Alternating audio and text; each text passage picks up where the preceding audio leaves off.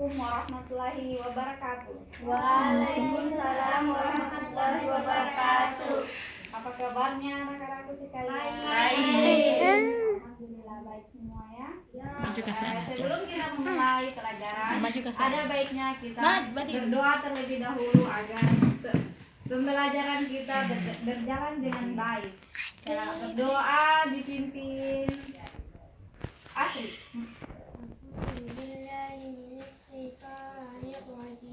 Bismillahirrahmanirrahim. Qul a'udzu birabbin nas, malikin nas, ilahin nas, min syarril waswasil khannas, alladzi yuwaswisu fi sudurin nas, minal jinnati wan nas.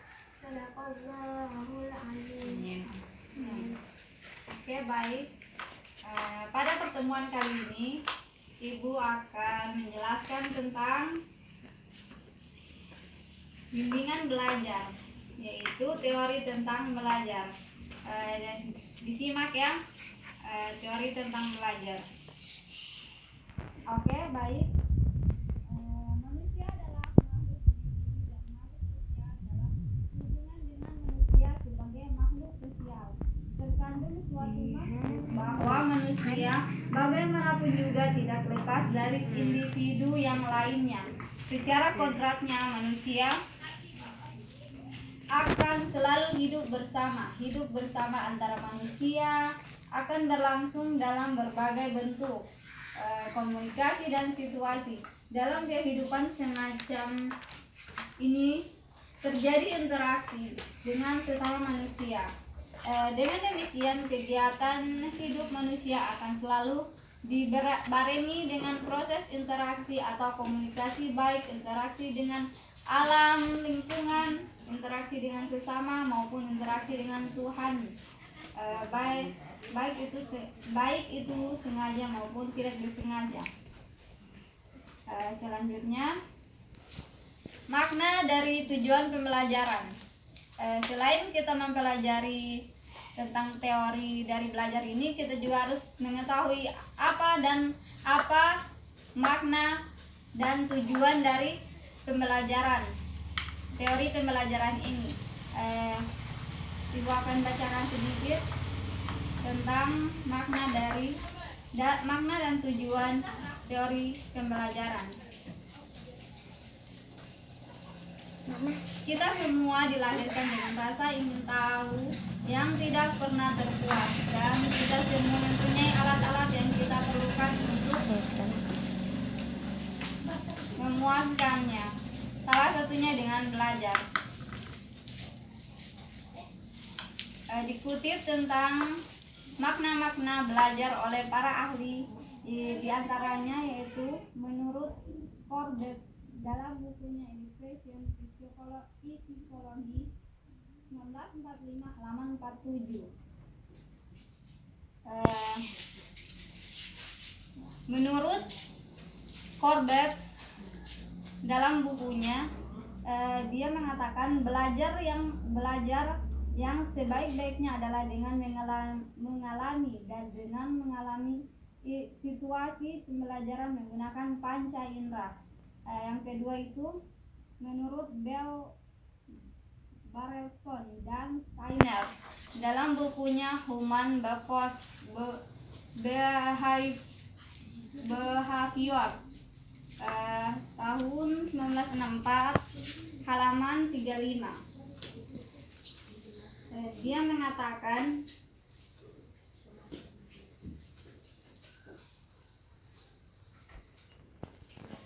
dengan demikian, menurut batasan di atas yang tidak begitu jauh dengan batasan Corbett,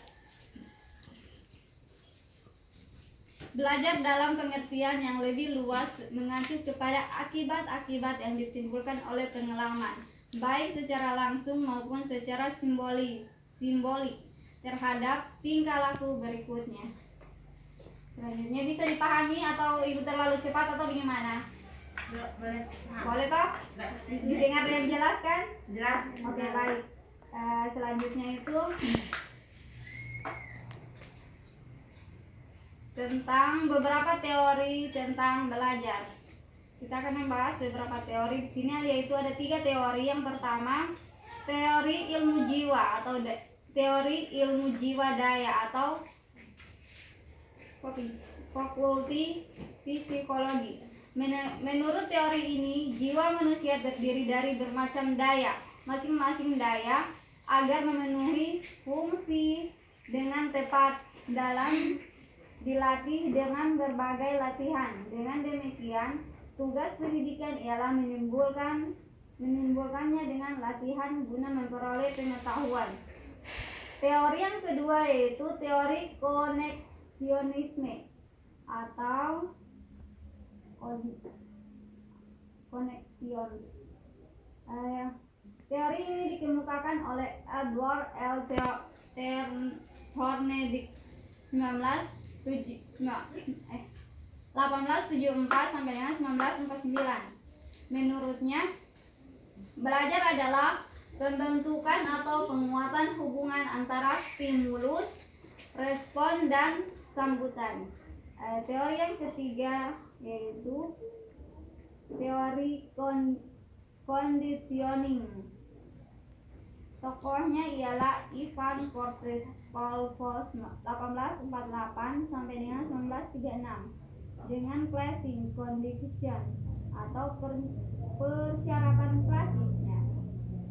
Persyaratan klasiknya adalah refleks tak bersyarat, yaitu suatu respon bawaan terhadap perangsang dalam arti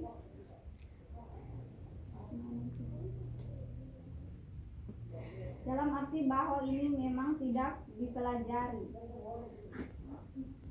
1968 halaman 265. Baik dalam kehidupan hewan maupun manusia, misalnya keluarnya air liur anjing pada saat melihat makanan dan kedipan mata untuk merespon tiupan udara. Oke, selanjutnya faktor-faktor yang mempengaruhi belajar. Di sini ada 2 faktor yang sangat berpengaruh terhadap belajar. Yang pertama itu faktor yang berasal dari luar diri si pelajar.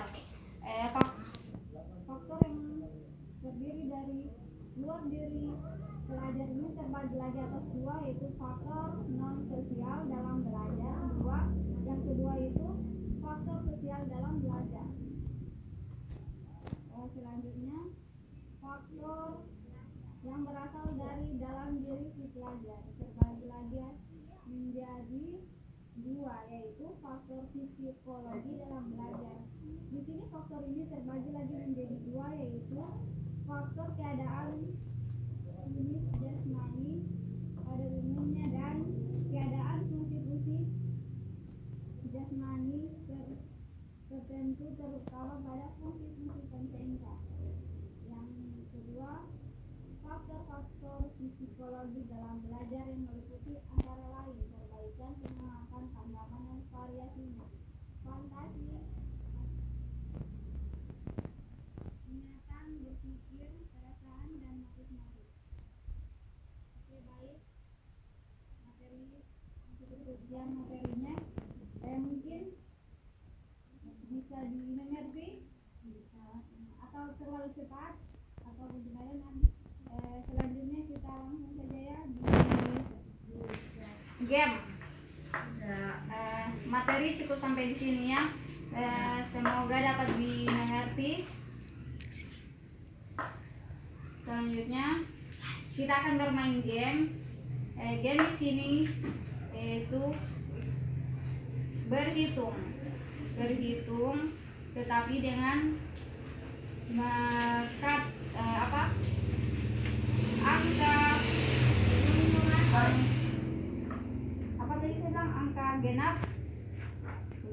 angka genap diganti dengan posisi tidak bernapas, kayak caranya mengeluarkan napas begitu. Oke, yang seperti yang tadi toh. Bisa kita mulai gamenya? Bisa. Oke, coba cepat berakhir toh? Ya. Oke, baik. Kita berhitung dulu ya. Dari situ. 2, 3, 4, 5, 6, 7. Oke, baik. Semua selesai ya, 10 orang.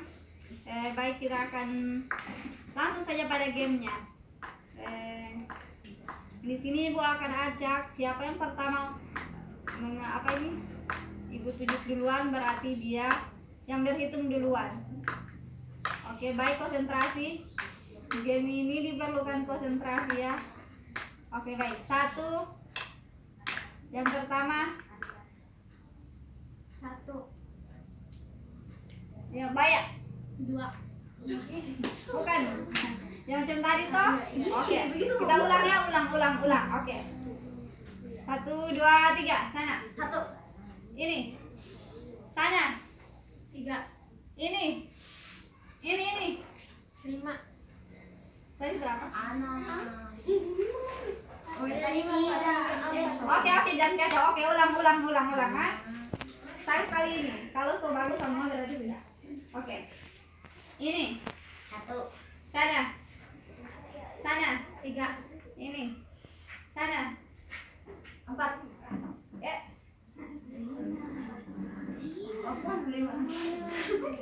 5. Ini. Sana. 6, Sini. Ini. 9, 8. Oke. Sana. 9.